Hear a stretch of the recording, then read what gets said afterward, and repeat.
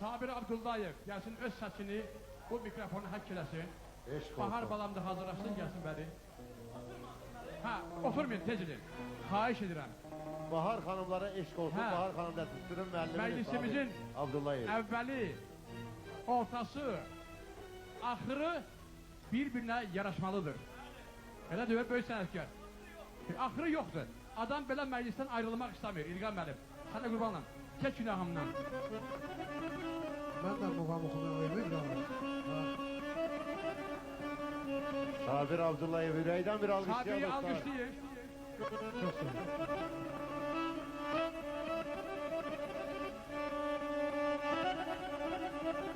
Habib de gelsin bura. Habib böyük sanatkarımızdan Habib gelsin. Habib.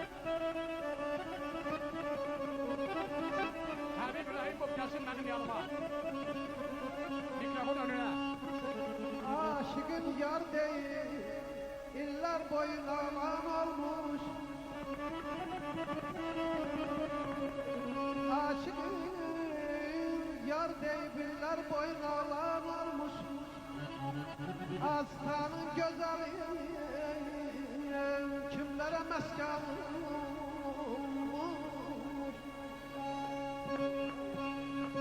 Şerbet ile bilden bana lütfeylemedin. Susuluktan ciğerim o tutuver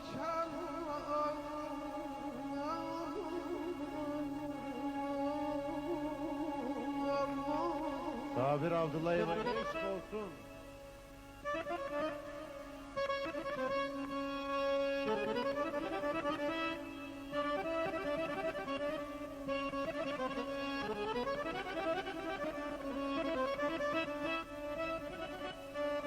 Güzel sanatkarımız Nazım Dağlı'ya eşk olsun, darbuka ustası.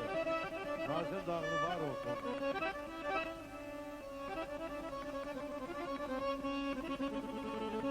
Ay ne sayaşı senin eşkine düşüp sergandan. Bir mecbur meskanı biyaban.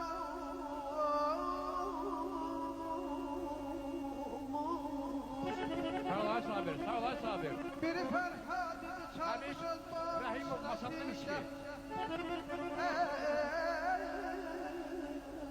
Səni bir mikrofona qurban.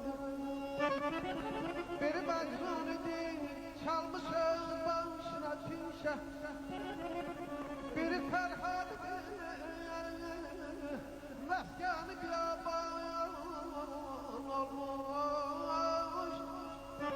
Bir kalem etmez mezemmet bu kadar kubileri. Hangi aşıktır onun derdine derman olmuş. Vay aman vay aman ayda. Sabir Müəllim Abdullayev. Gəncədən fayton gəlir. Ha!